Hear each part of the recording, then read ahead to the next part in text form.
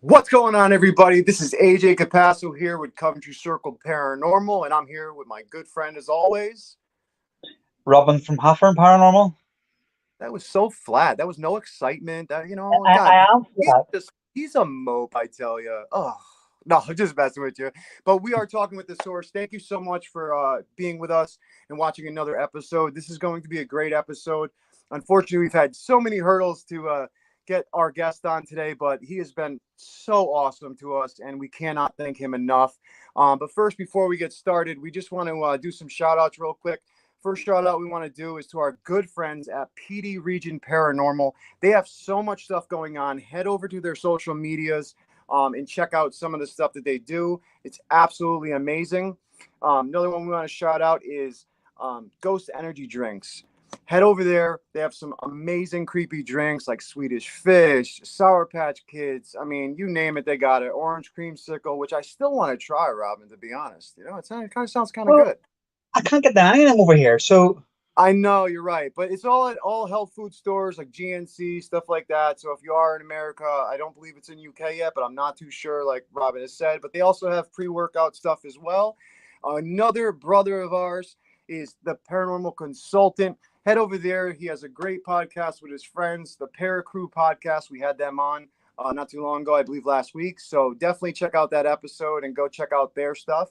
One thing we do want to say is Global Ghost Hunt. The website is up. It's www.globalghosthunt.com.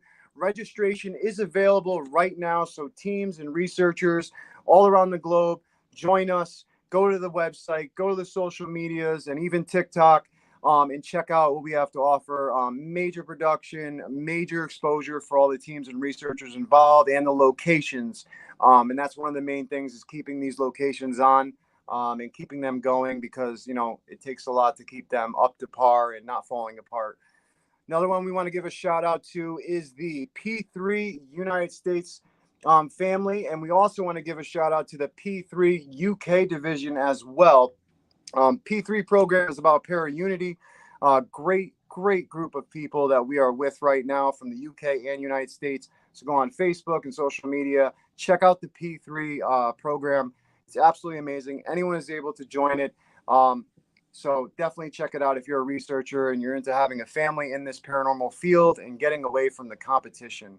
We also want to shout out to our good friend and brother from Huntophobia on Paraflix right now, Brian J. Laverty.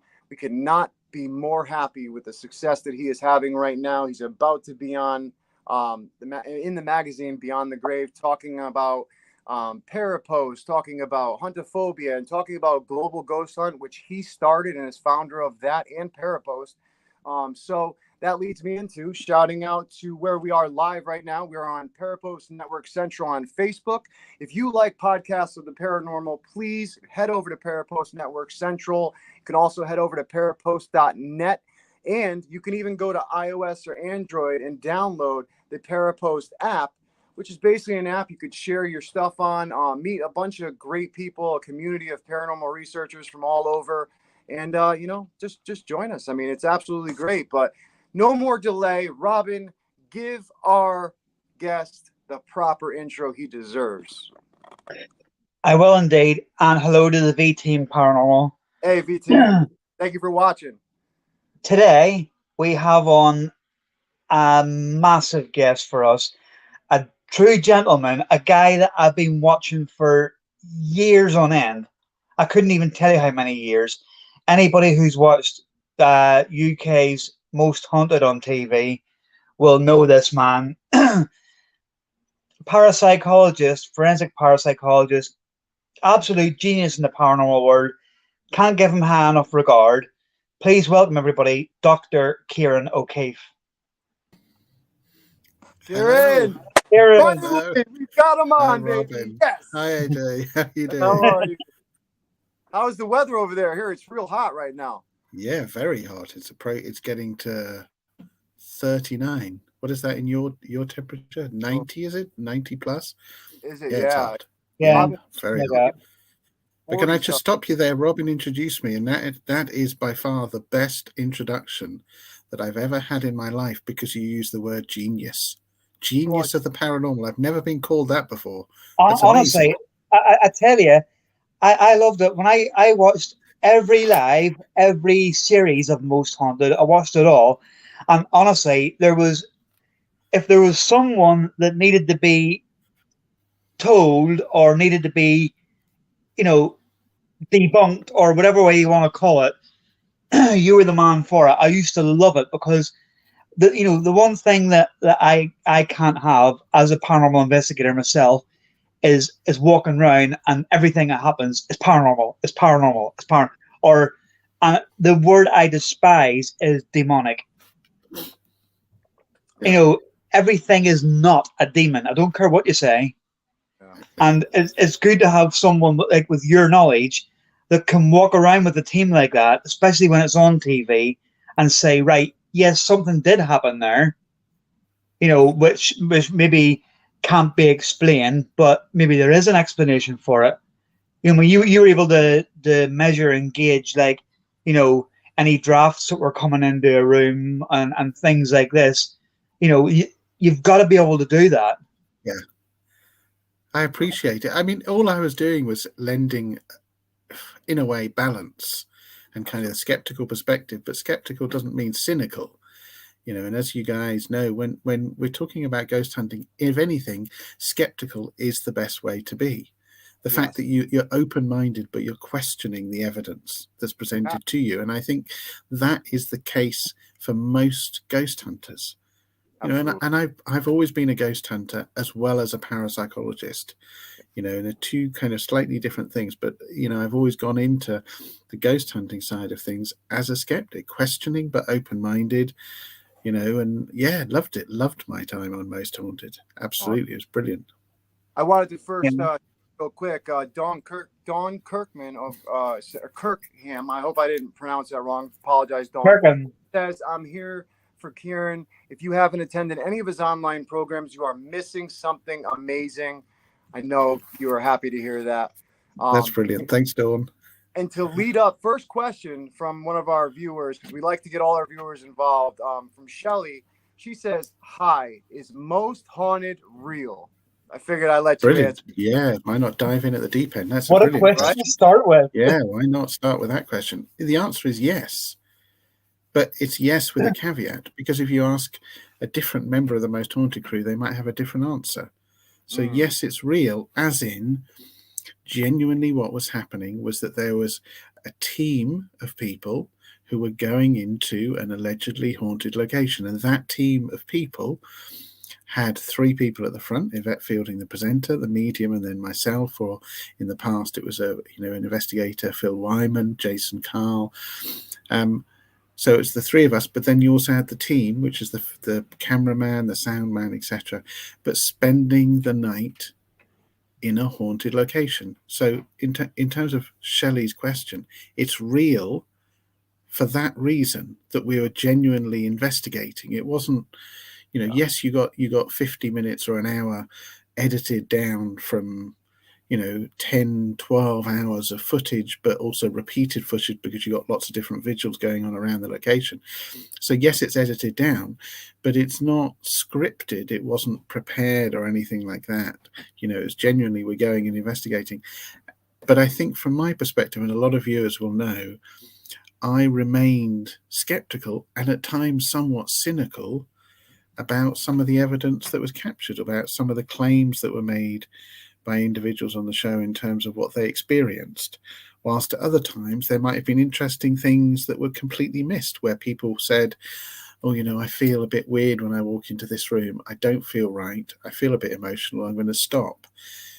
That happened to crew members, but of course it didn't necessarily make the final cut because it's not as exciting as smash bang wallop, I've been scratched by a demon and, there's Uncle Bob standing over there in the corner spitting at me. The sensational stuff makes it to TV, but the non-sensational stuff doesn't necessarily make it.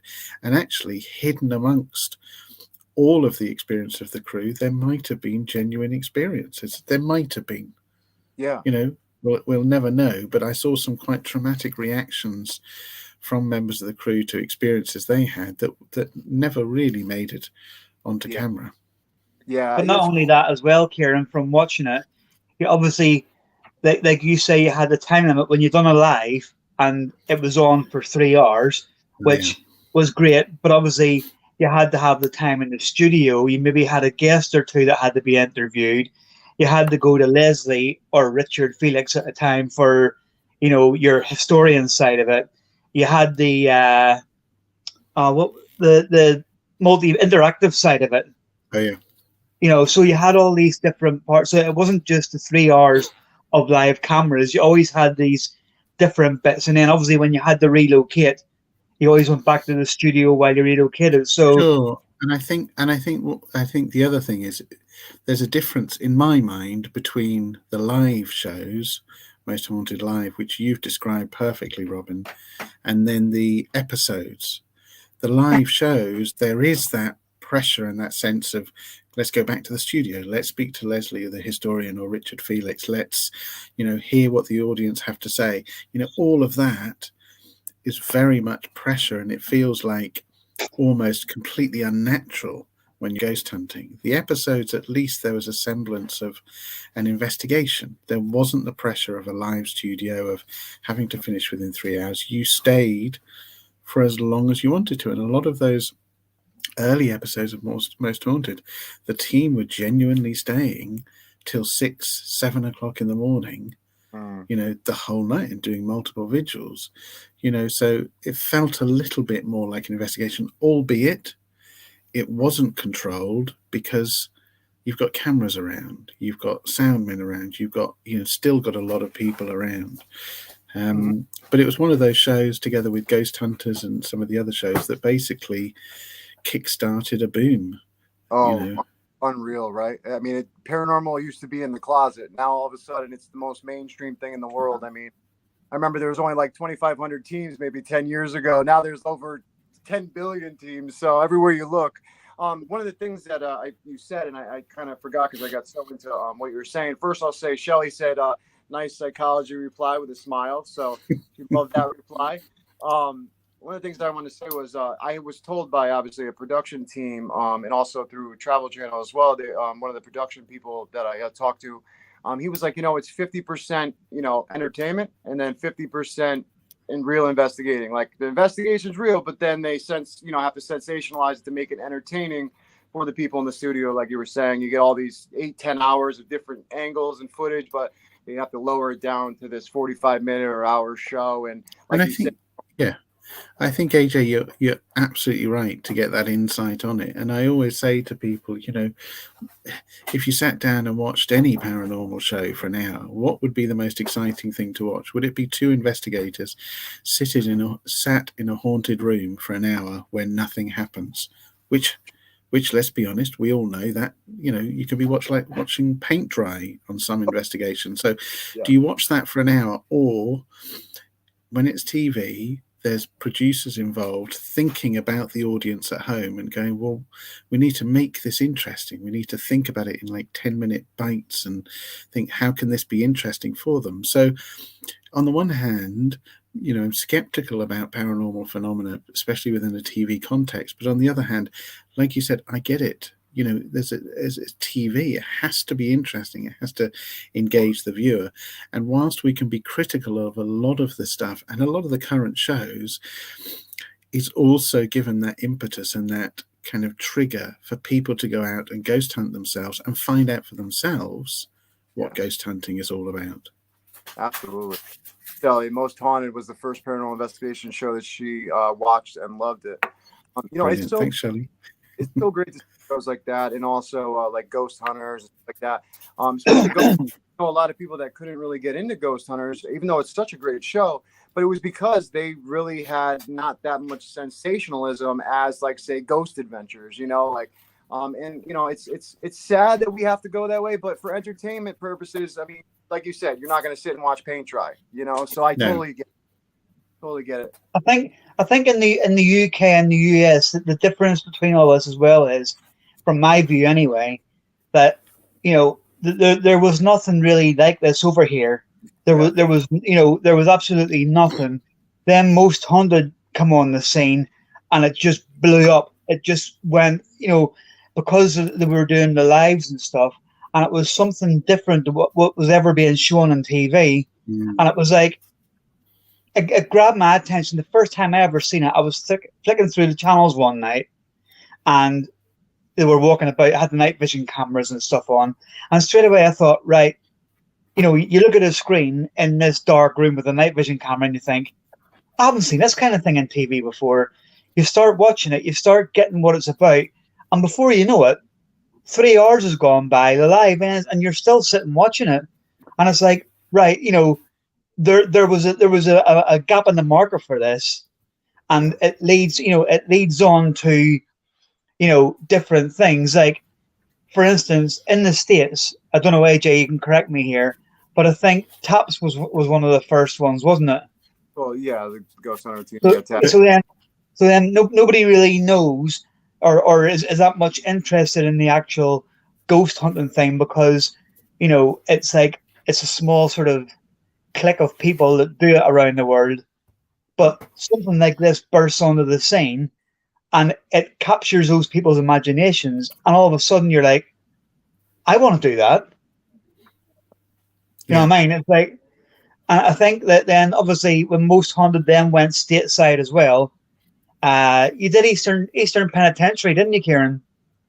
Yes, Eastern State Penitentiary, which is one of my favourite locations, based in Philadelphia, and also West Virginia State Penitentiary. But the Eastern State was the one where we did the live show. Yeah. So that was amazing. It's interesting what you say about shows of that type, and Most Haunted being the first, and Shelley saying we started a trend. I think you're right. And of course, you've got to remember, you know, the Stephen, Carl and Yvette were the ones that started it, and it started with Jason Carl as the investigator before I joined a few years later. Interestingly, that was 2002. Ghost Hunter started a year or two after that, so the Taps guy started a year or two after that.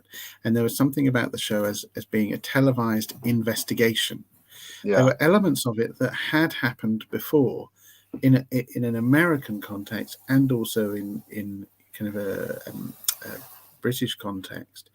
In the US context, you rewind about 2 years and you have a show called MTV Fear.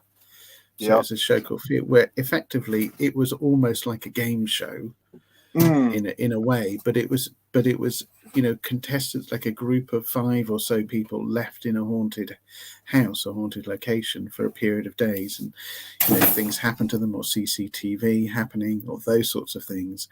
But they had moments where there were night vision cameras or CCTV. That was 2000, but then you can even go further back, and Robin will know this, the one-off show Ghost Watch. I've heard of it. I've never seen it. It happened on BBC. It was a one-off show. And it was basically, the premise of it was an investigative team led by a blonde-haired presenter, accompanied by a medium and an investigator, going into a haunted house, and occasionally they'd go back to the studio where there'd be a skeptic sitting on a sofa, maybe with a historian. And you start to describe it and go, well, that's Most Haunted Live. And that happened about 7 or 8 years prior to Most Haunted. Actually, no, a lot longer than that, even a few decades. What I'm trying to say is the shows before that came across as entertainment. When Most Haunted and Ghost Hunters came along, I think what captured the imagination was it felt like you were watching people who could be you or I investigating, and people looking at it going, that could easily be us. These aren't special people. These aren't famous celebrities. These aren't contestants in a game show. These aren't actors. These are just real people investigating. This is cool. I would love to go and do this. You know, and I think that's what captured it. Maybe it was that element. It was that element of realism. I think at the start as well, though, Ciaran, correct me if I'm wrong, but in the first few lives and stuff, well, definitely the first one that I seen, there was a lot more time given back then in certain areas, should I say. Like when obviously when they're doing a walk around, I found that, you know, towards I know Most Haunted are still going online, but towards the end of the living TV era of it, there was you know, you'd been walking maybe from one room to another, and it would have cut back to the studio for a bit, and then would have come back to you as when you're in that room. Whereas when I started watching it, there was a lot more time given. If you were in a room, there was a lot more time given to the investigation in that room. And then if you walked from there to another room, it was all sort of live as well. It wasn't as much studio time. And I think that's what caught me, because it was like, you're watching something, well, me personally anyway, I'm watching something on TV that I've literally never seen before. And not only have I not seen it before, but it's not recorded, it's live.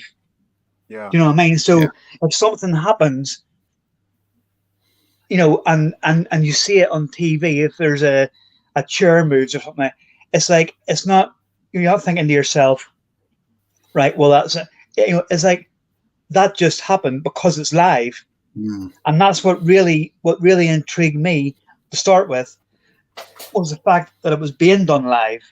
Yes. And I guess the key thing is, you're absolutely right. At the time when it started, 2002, and then Ghost Hunters 2004, and with the live shows that they both did, it was happening at a time where live was almost unique. It was almost reserved for sports events, maybe, and that sort of thing. Now, when we talk about shows being truly live, or being live streamed, as we are, live streamed on YouTube, through Facebook, through any social media platform, it's almost, it's not apathy, but we just kind of go, yeah, it's nothing special, to have that. But I think you're absolutely right, Robin. There was something about that time that it was that live sense of, you're following the action with less cutting back to the studio. You're just going, wow, this is happening right now. This is absolutely amazing. And especially, I remember we did a Halloween special at a place called Clitheroe, which is associated with witches in a particular area of England. And on the particular night, we were at a place called Tynedale Farm.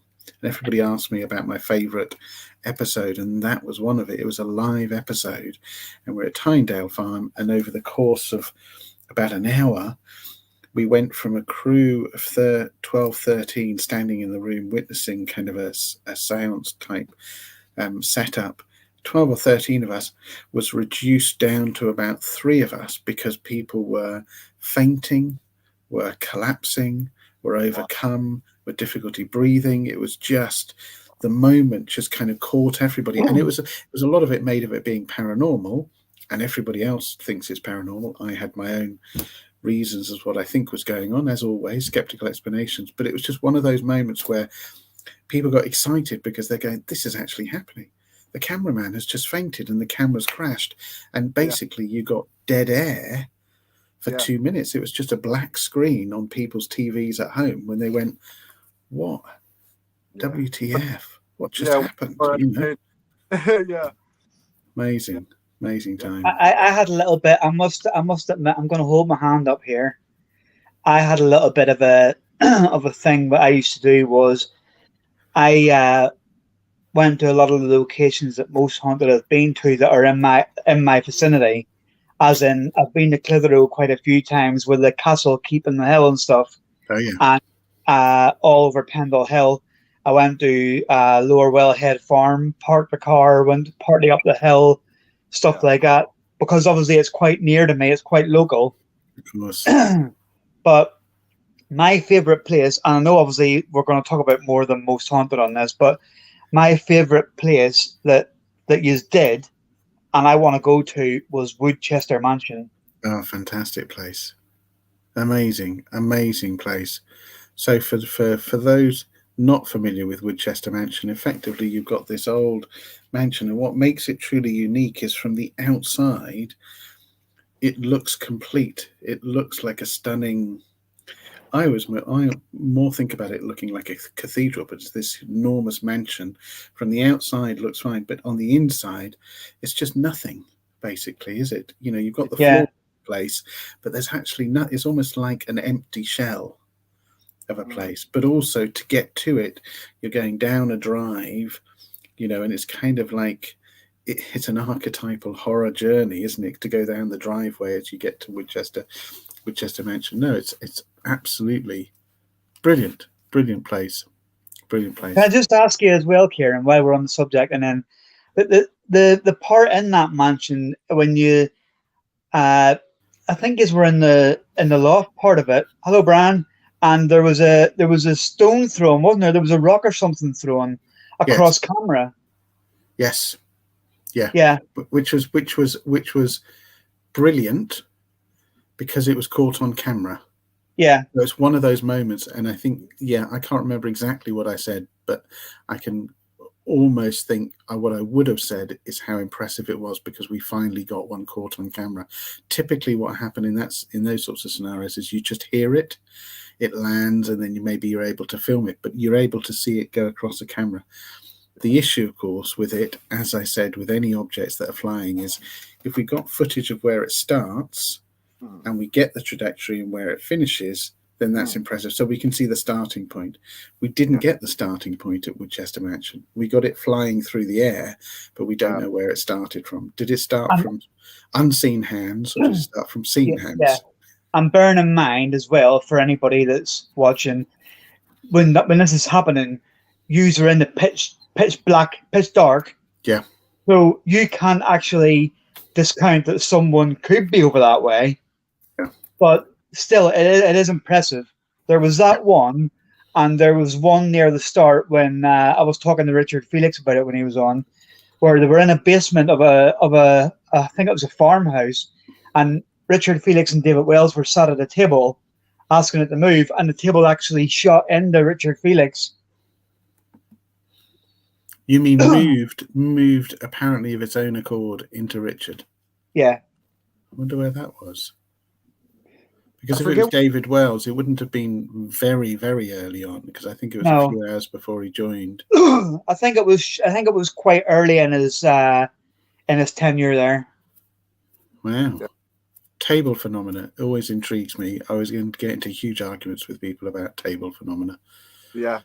Just don't touch the table, and then if it moves, I'll be impressed. Yeah, no, I totally understand. Absolutely, you're absolutely right. I mean, yeah, it's funny because you have to be. If you're an investigator, you have to be skeptical. I mean, as much as when you're in this for so long, you obviously get that thing where it's like, okay, I know this is spirit, but you kind of can't get like that almost because then you start not debunking things that you should. One of the things I do want to ask, I do kind of want to switch gears real quick because we are going to have you on again. We only have an hour with you today, which we greatly appreciate. But I want to switch gears. First, I just want to say to a couple that Dawn just said. She said, I did a couple of investigations at the place you just mentioned. Had a couple cool experiences, but what made people scream was a mouse that was running across the room. And then Stuart said he used to be a part of a paranormal group, and they did Woodchester, as it is down the road from them. And it's an amazing place. And he said they did deliver a couple, deliver a couple unexplained events. But one thing I did want you to talk about a little bit was how you got into this, what intrigued you to be in parapsychology, and what was an experience that you had that maybe forced you into this or got you into this field, if you don't mind asking. Yeah, that's a brilliant question. I guess very, very early on, my parents were genuinely concerned about my reading material. I was fascinated by ghost stories. And even as a young boy, I was reading the works of M.R. James, H.P. Lovecraft, James Herbert, the UK author, Stephen King, even some of his short stories, Clive Barker a little bit later on. So there was something that I was fascinated by ghost stories. But then fast forward, and I was a voracious watcher of paranormal documentary type things. So there was a show, Arthur C. Clarke's Mysterious World, that was around when I was a very young teenager, so 11, 12 years old. So I loved that. But then actually the turning point for me was 1984, age 13, and the movie Ghostbusters came out. That was it. I had never had any aspirations prior to that to be a parapsychologist. And that film came out when I was 13, and I thought, no, that's what I want to do. I want to be a parapsychologist. And hoped that one day I would be like Dr. Peter Venkman and have my proton pack and all that jazz.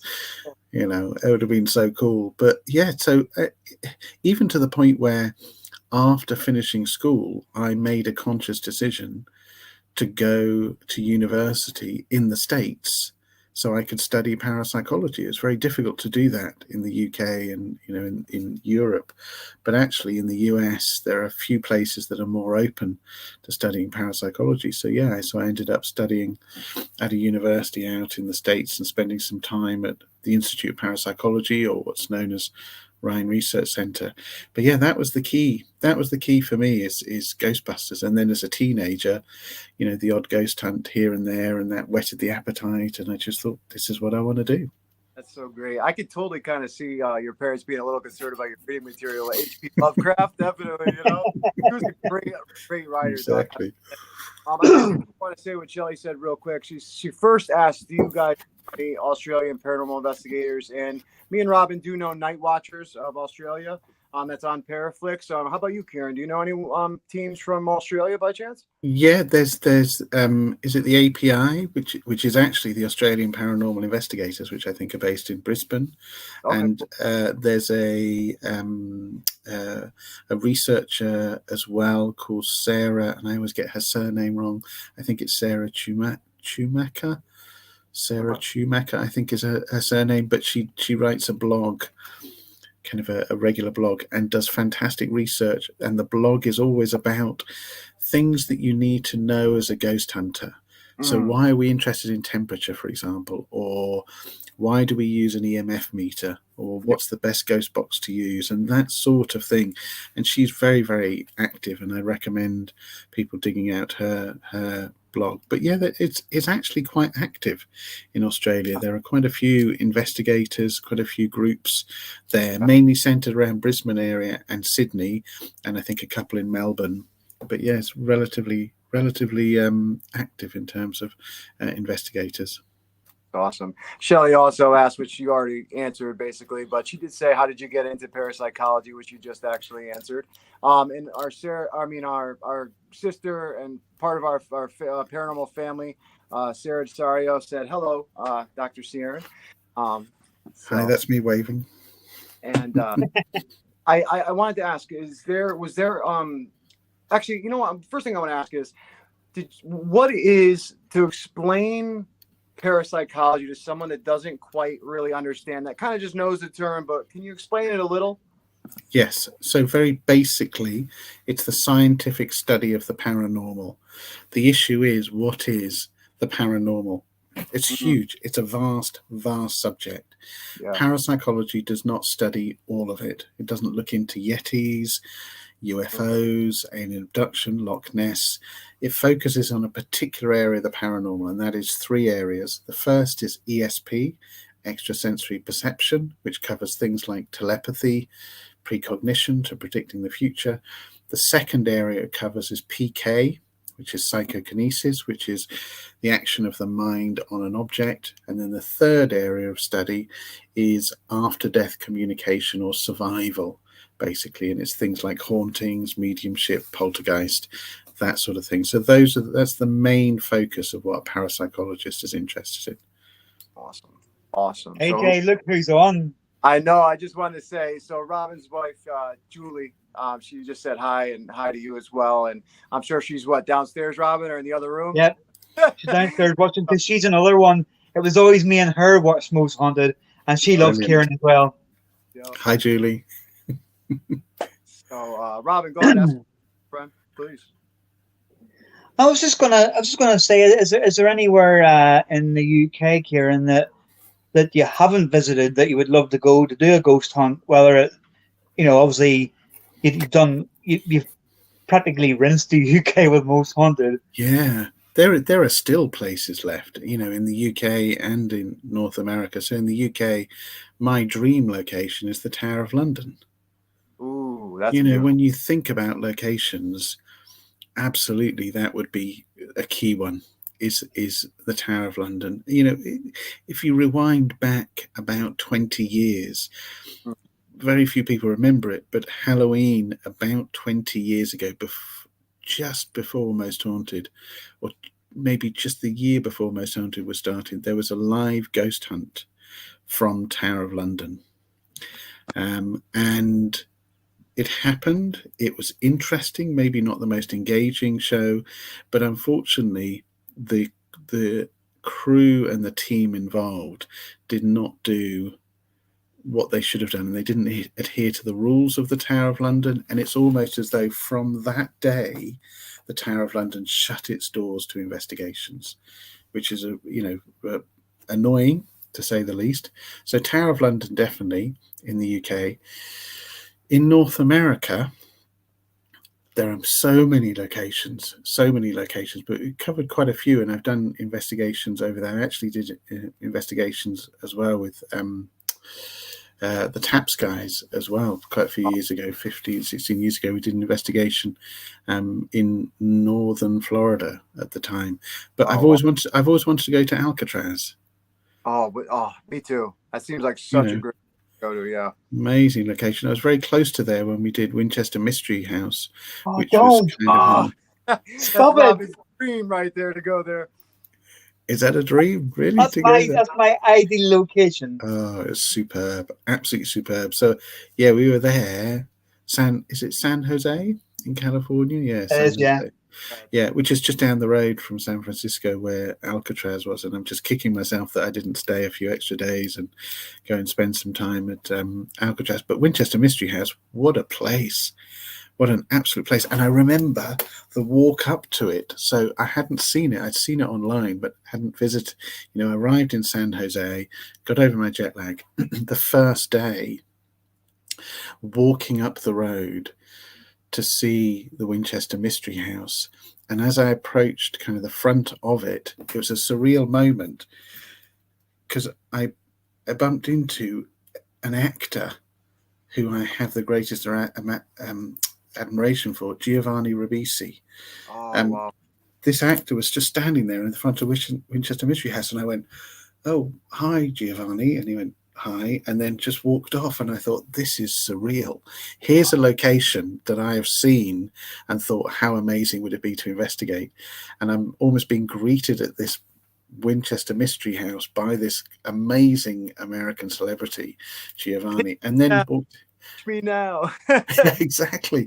But then walked into the house, and you're right, Robin, in terms of your excitement, it was like being a kid in a toy shop. It was just phenomenal, absolutely phenomenal, really was. I spent quite a bit of time there when we weren't filming, just walking around with my jaw open, just going, yeah, I cannot I told you, AJ, I used to like Ciaran. I tell you, that place, just the construction of that place and the way that was built is just mind-blowing. I mean, it's amazing that she didn't get sent, the lady when she was building it. It's amazing they didn't put her in a nut house, to be completely honest. Back in the days, I mean, the house is just absolutely amazing from what I've seen from videos and stuff like that. I haven't got to go there, which I would love to go there. I just haven't had the chance. But I tell you, it's absolutely amazing, like you said, and that seemed like such an awesome experience to have. Amazing. And I picked up an old 1930s, was it 1930s, 1920s postcard of the Winchester Mystery House there as a souvenir. And when myself and my wife, we had our second born little girl, when she got to about the age of, I can't remember, 4 or 5, we were looking at the postcard thinking, should we sell this? Sign it and sell it? Is it sort of thing somebody might? And then we're like, well, no, maybe we shouldn't, not sure. And then my little girl came along. Yeah, she was about 4 or 5, and she just pointed at it, went, "Who's that lady?" And we went, "What are you talking about?" And it was just a photograph of the house, nothing else, just the house. She pointed, she went, "Who's that lady?" And we went, "What are you talking about? What lady?" And she pointed at the window at the upper floor and went, "That lady there. Who's that? The lady in white." And we had been looking at this photo, I kid you not, for donkey's years, never seen anything. And she pointed at the window, and there looked like the outline of this white lady. And at that moment, we said, no, we're never getting rid of that photo. No way. Wow. Yeah, no, Do you believe it was Elizabeth Winchester? Yes, of course it was Elizabeth Winchester, and I'm a believer in all things paranormal, and Winchester Mystery House is the greatest haunted location there ever was. I'm being sarcastic. It was definitely a lady. it was definitely a lady. We just don't know who it was. Genuinely don't know who it was. But it's just weird. We had never noticed it before. And then there was that creepy moment when our 4-year-old said, "Oh, yes." That isn't that wild, huh? Yeah. I want to ask you about that later, but first, Sarah said, "Love you in the Ghostbusters video made by Dylan Jones." Back off, man! I'm a parapsychologist. That's awesome. Exactly. Yeah, do check that out. Dylan Jones. There's a couple of documentaries. So Dylan Jones did a documentary where he interviewed a couple of parapsychologists about why they got into parapsychology to mark the release of Ghostbusters Afterlife. I think it was kind of a special release that he was commissioned to do this documentary. And yeah, I'm one of them. He interviews me about Dr. Venkman and Ghostbusters and all of that. That is so cool. Shelly just actually asked, she asked a couple good questions. She said, as a parapsychologist, do you think that spirits, energy, ghosts will ever be scientifically proven in any way? And after all that you have experienced, are you less of a skeptic or just still the same you were when you first started? That's a brilliant question. I'm going to flip that question on its head and say, Please. first of all, no. As in, I don't think they'll ever be scientifically proven. But I'm going to flip it on its head and say, are there parts of it that will be disproven? As scientists, and let's be honest now, I've done a lot of research on the environment, looking at electromagnetic fields, humidity, temperature, air pressure, infrasound, all of these sorts of things, all these environmental variables, but also the psychological side. At the moment, really, as a science, we're in a place where we can reliably say, you know what, there's good alternative explanations for what's going on, but there isn't one explanation that can explain it all. You're presented with particular ghostly accounts, and you can maybe explain some of it away using this particular explanation. You get presented with a different account, you'll have to give it a different explanation. But fundamentally, as a science, we're still in that position of going, you know what? Science can't explain yet what ghosts are. If anything, what we should be doing as parapsychologists is battling with mainstream science, because a lot of mainstream scientists will turn around and go, you know what, people that see ghosts, it's either fraud or they're hallucinating. And to be honest, that's just complete rubbish. That is complete rubbish. We know thousands upon thousands upon thousands of people are having these experiences worldwide from loads of different backgrounds, educational backgrounds, gender, race, work, age, you name it. And they're not all hallucinating, and they're not all faking it and saying, oh, just joking around. There's something else going on. We've got to accept the fact people are having these experiences, and people, a lot of the time, are genuinely moved by these experiences and even sometimes traumatized. So they're having these real experiences, and I think we just need to do more to understand exactly what's going on. And that's why it's a lovely question, Shelley, because ultimately, will science ever prove that ghosts, will exist? No, I don't think they will. I think the proof of such things is personal encounters. When people talk about having a ghostly encounter and they explain it to me and they say, well, what do you think?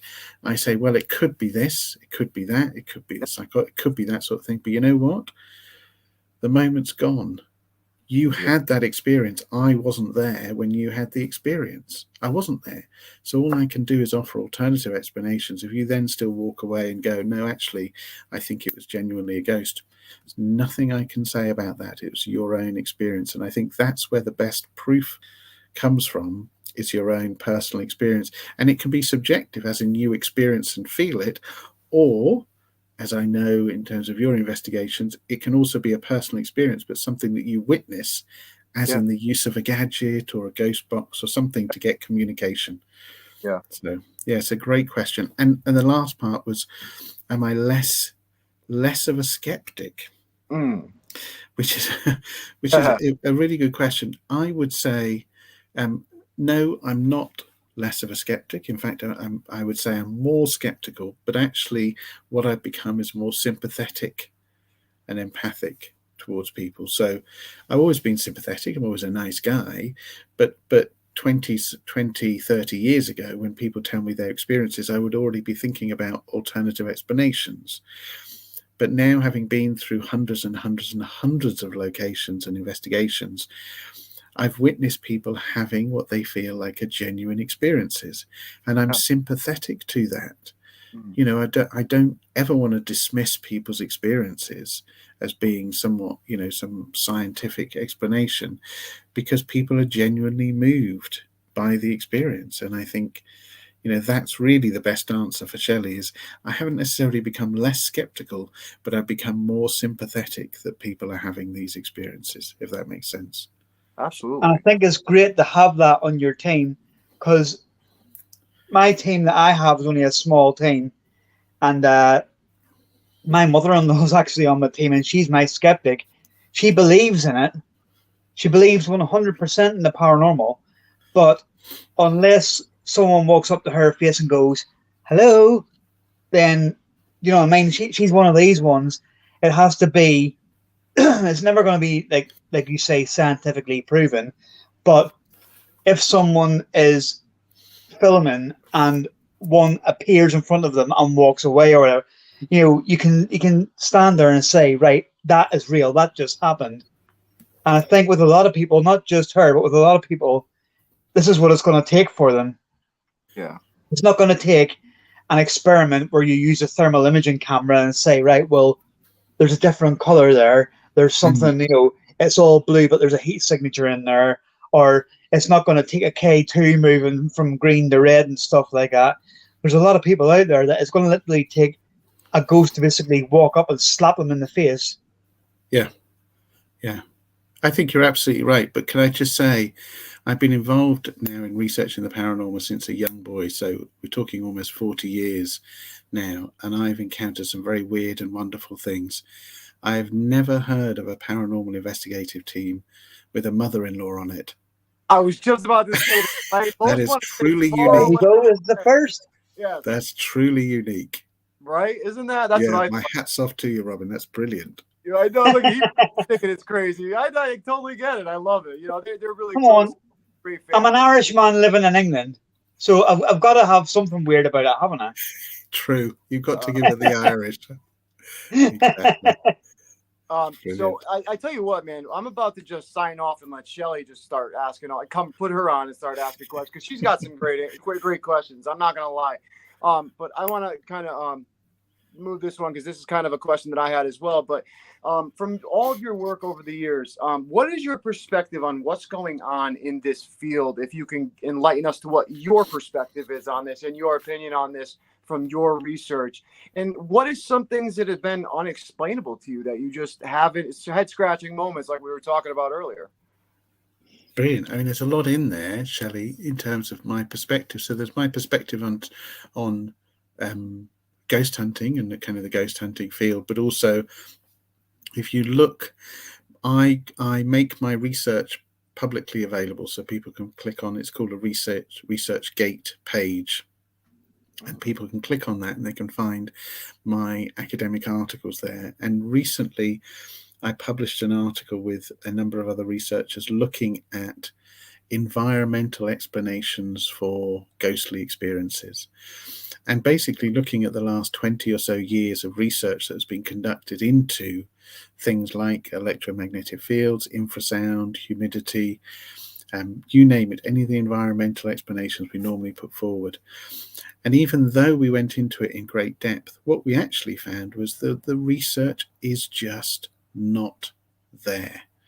For us to say hand on heart, you know what, some of these environmental explanations are good suspects for what's going on, the research isn't there. We have to be as skeptical about some of the environmental explanations as we are about the ghostly experiences. So that's one perspective, is I'm truly skeptical in the sense of the word of being open-minded, but questioning. So I'll even be open-minded and questioning the skeptical side of things as well, you know, so happy to do that. So that's kind of the perspective side of things.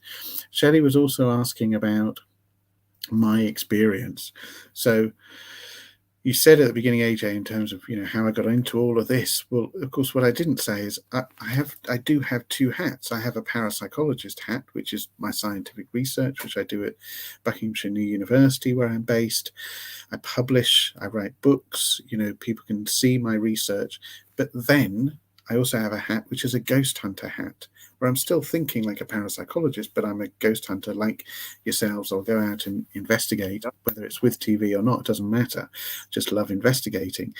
And being in those situations has put me into a couple of head-scratching moments. And I think that's the best way of describing it. People would say, "Hi, Ciaran, you're being non-committal." But no, actually, when you think about all of the research and all of the training I've had, for me to say that there have been head-scratching moments is quite something. One of them was at an old abandoned nightclub in the northwest of England, kind of around the Liverpool area, Merseyside area. And in this particular nightclub, a number of staff had reported phenomena happening, and the trigger was them having a seance in the middle of the nightclub when it had all closed down. And things started happening. Fire exit doors opened of their own accord. A shadow walked across that somebody saw. Investigated it over a significant period of time, and there was a local group, Parascience, as well, that investigated it actually for a couple of years, kind of strictly at almost weekly basis, gathering data, which is a fantastic way of doing things.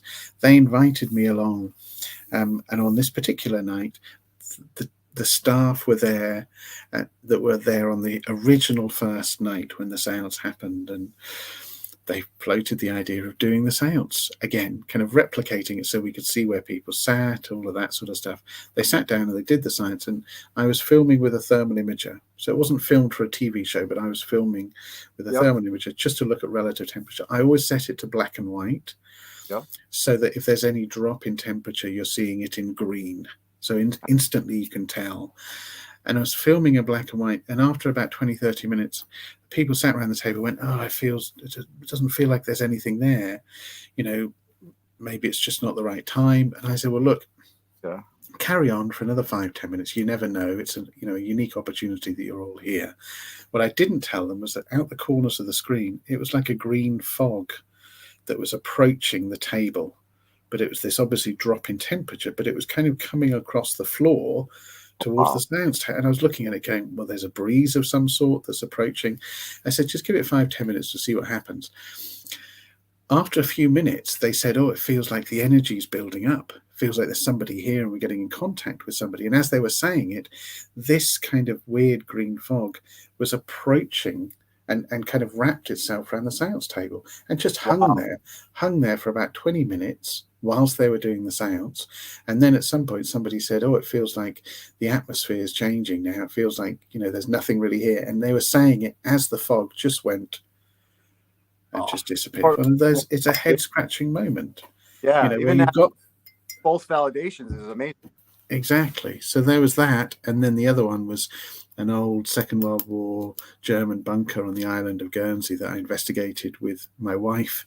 And first of all, we went there just alone with keys to it, and we locked ourselves in. And she was sat in an outside part because she was a little bit freaked out by it. In an outside part, I went in with a camera kind of doing a recce and walking around a huge kind of network of corridors, dark corridors, pitch black. And at some point, I hear her call out. And I hear her say, "Ciaran, Ciaran, Ciaran." And then I hear her escalate into a shout. Yeah. So I ran back to where she was, and bear in mind, it took about 5 minutes or so to run back to where she was because of this network of corridors in the pitch black. When I got there, she was white as a sheet. She said she'd been sat down outside, but within the fenced area, and she heard footsteps approaching her. Wow. She said, "Ciaran, is that you?" The footsteps stopped, shuffled, and she said, "Ciaran," and looked round the corridor to where the foot sounds were, and there was nobody there. And that's when she screamed out and called out, and it took me 5 minutes to then get back to where she was. And it was one of those moments where you just go, well, I didn't have the experience, but I know there's nobody in here because we had the keys to it. There's no way of getting into a Second World War bunker. You just can't do it. This place was completely locked down. Yeah. And yet she heard it to the extent where she thought it was me approaching it. So, just one of those things. We end up investigating it ourselves with a group and filming it and putting it on YouTube because we were so fascinated by this location, such a creepy location. So there you go. There's a couple of head scratching moments amongst the hundreds and hundreds of investigations. So yeah, I'm grateful for the question, Shelley. I know we're coming almost to the end. We got like about 5 minutes left. First thing I want to say is, Ella Jace, you've asked, can someone please view this video? The voice says, are you safe? Whatever you captured, if you'd like. I know, Mr. O'Keefe, I don't know if you're that too busy. I could send it to you, whatever. But Ella, I can pass it on to others. Yeah, absolutely. So, Ella, email us the thing at talkingwiththesource@gmail.com, and we will take a look at it. We'll send it to Ciaran as well, and he could send it out to some people as well, and we can all get back to you. That's so great that you would do that for us, Ciaran, as well, and take a look at it as well. So thank you so much. First thing I want to say is Matt from Paranormal Consultant, one of our brothers on the P3 program and a Global Ghost on Everything, says what's up to you and everybody. And also Doofus Davis, he just happened to stumble upon this, and he says, hi, Ciaran. He loves you. So I absolutely love that name, by the way, Doofus Davis. I mean, you can't go wrong. Brilliant name. Love it. I thought it was you on your other account, AJ. I know, right? That's what I thought too. But so one last question from the viewers real quick, and then I want to just ask you one quick question, if you could just answer it Sure. for the beginners and people even that are been in this field for a while like myself. So the first question or last question from the viewer I wanted to ask before we let you go is, question for all you. Really, do you believe that Ouija boards actually conjure up spirits or anything else? All my answers have been quite skeptical so far. As in open-minded, you can see that I'm not the real cynic that I might be painted as being. But actually, with this, I'm more cynical with Ouija boards, and there's a number of different reasons. So, Ouija boards, when they're originally developed, if you look back, to about 100 years ago, within what's called psychical research in the UK and even in the US, investigators then were using Ouija boards to tap into the subconscious of people sitting around the table. They genuinely used it as a tool, recognizing there might be stuff in there that you have genuinely forgotten.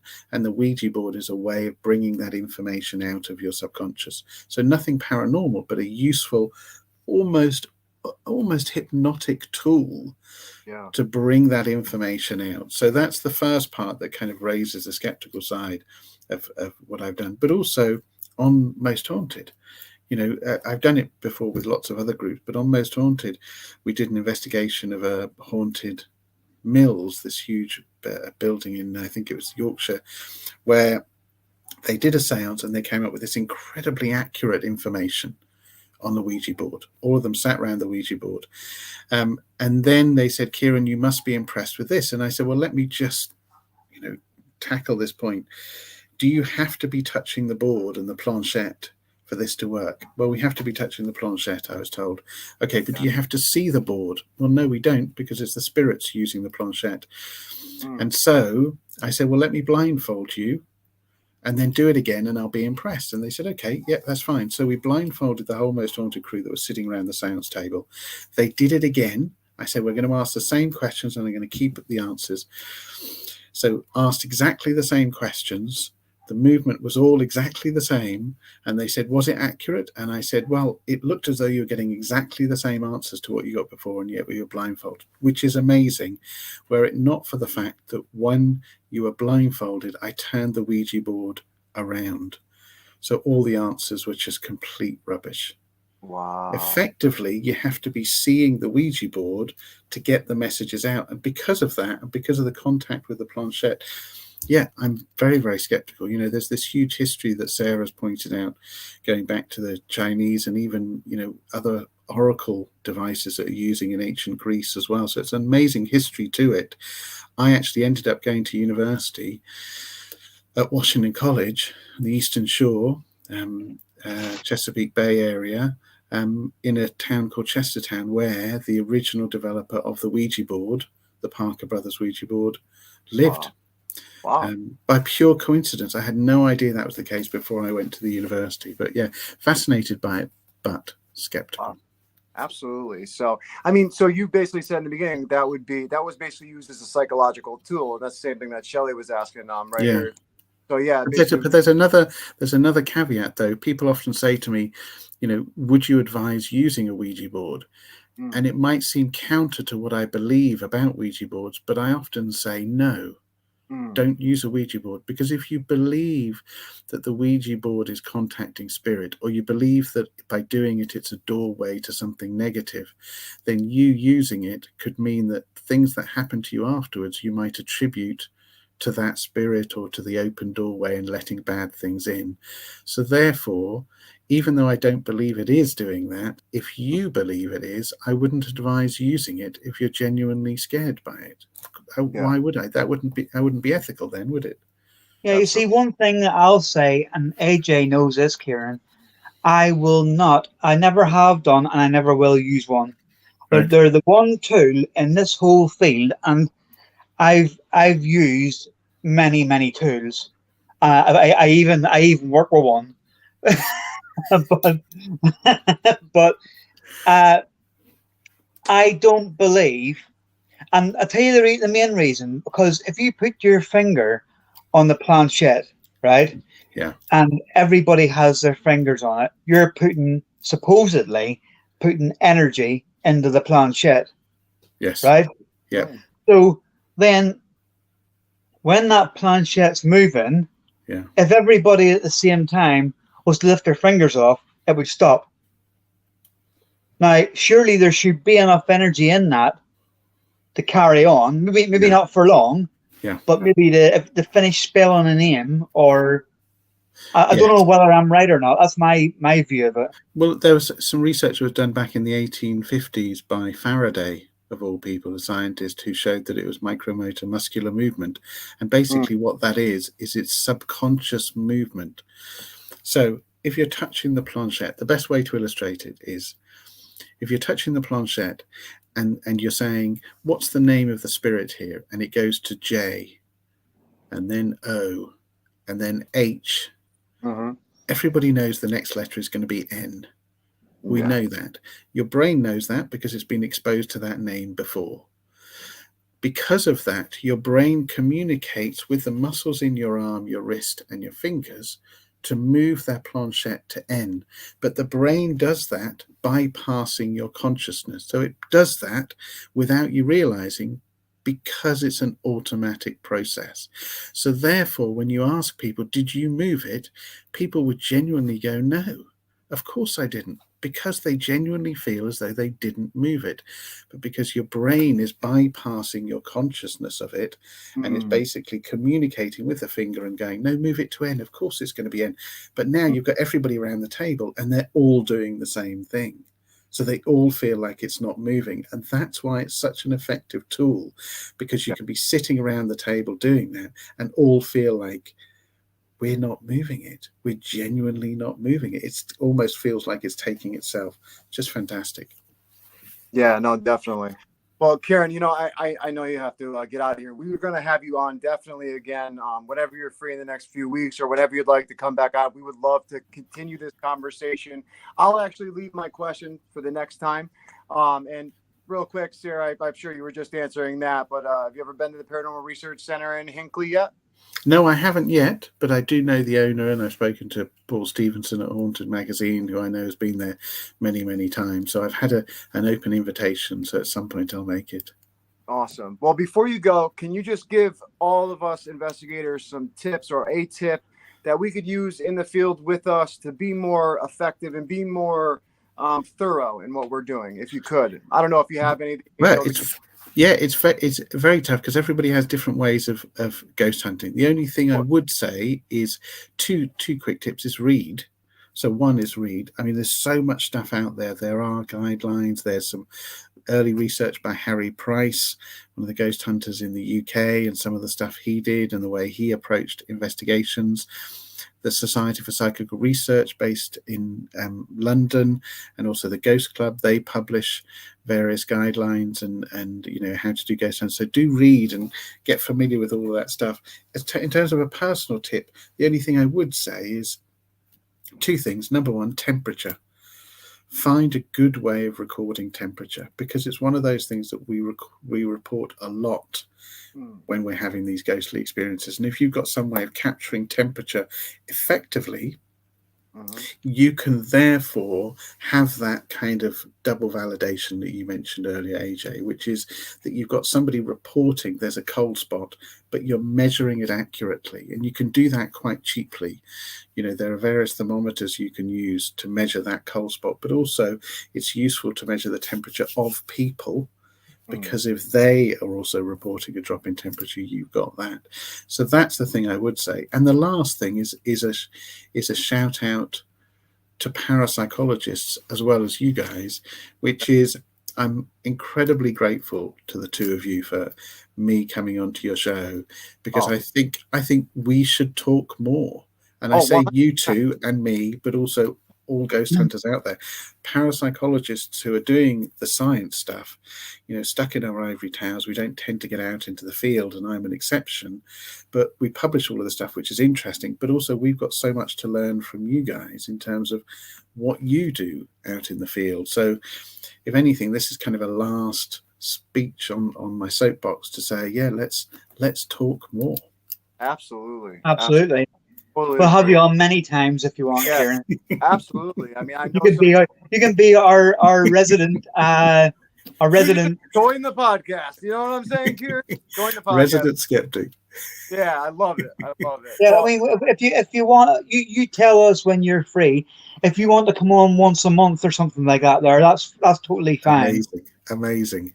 Yeah, there's so much we can learn and stuff we could show too, and have your opinion on it, because we're, you know, I think it's so important that nowadays we're so conflicted in this world, like someone's opinion, and on this show we're all about someone's opinion and someone's research and anything like that, because I believe even if it's a beginner, like me and Robin both agree with, we can learn and further our research by learning from either experiences or stuff that, you know, you have learned through your research and studies. And I just think working together like that, instead of making this into such a competition that people are making it into nowadays, especially with YouTube and everything, I just think there's so much we can learn from each other working together, you know?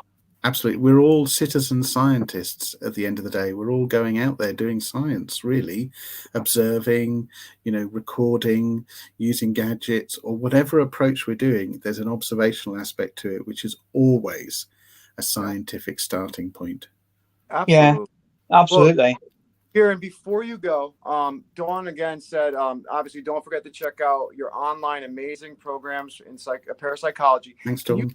Where they can find those, please, and also that link below, the link tree, if they want to look it down there, please go to Ciaran down there and tell them that we sent you. But go ahead, Ciaran, shout out where they can find those programs. And anything else as well, Ciaran, websites or anything. Yeah, definitely. So if you go to that link tree link there, you'll find a link to my new book that came out this week, actually, Ghosted, which is about ghost research. So that came out this week. You've got a link on that Linktree website to my courses, the School of Parapsychology, .equid.com. So it's an online parapsychology school, but also there's a page on the Linktree for my research articles as well. But yeah, any of that. And I'm grateful to Dawn, who's a current student of the school, doing one of the parapsychology courses, but there's courses on demonology, poltergeist, exorcism, possession, ghost hunting, you name it. Any of those courses too. So yeah, very cool. Well, you guys heard it first on Talking with the Source. Ciaran, thank you so much for coming on again. We can't wait to have you on again. So we'll be in contact through email. Ella Jace, we're going to obviously get back to you. We'll also send it to Ciaran after reviewing it, see what he thinks, the people that he could send it to. And I'm sure that he'll be reaching out personally. If he's too busy, we'll just reach out through our email at talkingwiththesource@gmail.com. But Ciaran, thank you so much, man. Honestly, so much. Yeah, honestly, I can't thank you enough, and I apologize again. It took so long. Not at all. But we've done it. We've done it now. We've done it. That's the main thing. We've started. Yes. But we're nowhere near finished. Exactly. There's so much more to talk about. So thank you, AJ. Thank you, Robin. Not a problem. Thank you for all the questions to everybody. Thank you. See you soon. Bye-bye. Okay. Well, oh my gosh, that was, I can't believe the hour went by so quick, man. Like, I wanted to keep going because Shelly had some awesome questions that, like, it didn't even cross my mind. I still have questions I didn't even ask. You have questions that you didn't even really get to ask because we talked about I most could haunted. talk to him all night. I could Oh, literally talk to that guy all night. you know, and it's funny because a lot of thank you, Dawn, as well. Dawn says thank you all. Thank you, Dawn, for coming on and you know, and watching this with us and participating. That's what we truly like. Also, Sarah, to our sister. You love that, guys. What an awesome podcast. Thank you so much, Sarah. We appreciate you. And Shelly, thank you. Please feel free to come back anytime we have. We will be having on more people. We'll be having Dave Schrader on when his new show comes on. Hopefully, we're also going to be having Patty Negri on again. We're going to be having a lot of different guests as well as local I'm people Ciaran. all around the globe. Yes, and Ciaran will be on 100% multiple times again. And I just learn so much. I mean, you know what? Whether the person's scientific or completely skeptical, like I said to Ciaran, and I've said to you, you know, we can learn so much and further our research by having someone like that question our stuff and further it, you know. So You know what, right? I'm gonna say this now on camera, and I'm not uh-oh. I'm not no, I'm not He's ass coming licking or anything like that, right? I'm being 100% serious. okay. Which is not normal for me. Okay. Is I love that guy, right? A lot of people always used to question, is most haunted real or is most haunted fake? Now, I grew up watching it, right? And I loved it and I believed it. But I'm going to tell you now, Yeah. if that gentleman there that was just been on, Dr. Ciaran O'Keeffe, if he has associated himself with that, then as far as I'm concerned, it's real. No, I mean, he told you straight out. He told you straight out. Yeah, it's that he is the most genuine guy you will in this field you will ever meet. Yeah. No, Honestly. I mean, right. He's been so like helpful with all the things we've been dealing with and you've been dealing with emergency wise and rescheduling. I mean, for him being so busy to come on 2 days after, I mean, he's just awesome. I mean, we got to talk to him a little bit before this, and you know what? I just totally cool. I can't wait to have him on again, man. So, you know, I'm glad that and not only that, but when I joined up with you on this and I started booking in guests, he was always one, and you know, I've been emailing him trying to get a hold of him. Absolutely. So honestly, that guy is amazing, and you know, whoever he goes to work for, they'll only flourish. Yeah. No, I totally agree. Totally agree. Doofus, I want to say to you, I apologize. You did say chi, and I totally apologize about that. I can't see on YouTube a picture, so we don't know exactly who it is except for Facebook. I don't know why that is. So I very do apologize. I did not mean any disrespect by that. And yes, Sarah, I remember Ghost Watch. I was actually just I watching. don't. He doesn't remember it, but yeah, it scared me, and I just watched it like a couple months ago. But you know, we just appreciate everybody watching. We want all of our viewers to get involved, ask questions like you've seen. It's very important to us because if we have somebody on like Patty Negri or, you know, Zach Bagans or anything, like anyone who's in that field, like Ciaran or someone who's been on a TV show, and obviously not everyone gets to have a conversation with those people. And there's so many questions that people like Shelly can ask that, like I said, further our research and also Ciaran's. So please, you know, join us every week. We have another show that's going to be coming up Saturday with Kevin Williams of Red Ridge Paranormal. So please join us on Saturday. I'm not too sure exactly the time. I'd have to look at my notes, but just go on our social medias on Talking with the Source on Facebook, Twitter, also YouTube. We just started putting our stuff on YouTube. But if you want to watch all older episodes, you can go right on our Facebook. We have everything from even before this was named Talking with the Source, before this really became a serious podcast. But again, thank you guys so much. And to Dr. Ciaran O'Keeffe. Absolutely. And also for everybody watching as well, if you ever want to have a little bit of the male AJ dressed as a woman, will you just shout out the street corner on? Listen, don't make me put that hat picture on of you. If you guys watch this, basically what you're gonna see is me and him constantly making fun of each other. It's all in fun and games, so don't mind us. We get a little stupid sometimes, but it's all in fun and games. Yeah, no, you. Oh, see, I pointed at myself. Damn it. No, exactly. I forgot it's reversed. I forgot it was reversed. But anyway, guys, this has been another episode of Talking with the Source. We're going to show a couple of videos before we end this completely. But thank you guys so much again. I'm AJ from Coventry Circle Paranormal. And you never give a shout out to our big friends, Mr. and Mrs. AAP, I leave from it up. AAP's Variety Channel. Check them out. As far as I'm aware, they're actually live now on YouTube. Yeah, check them out.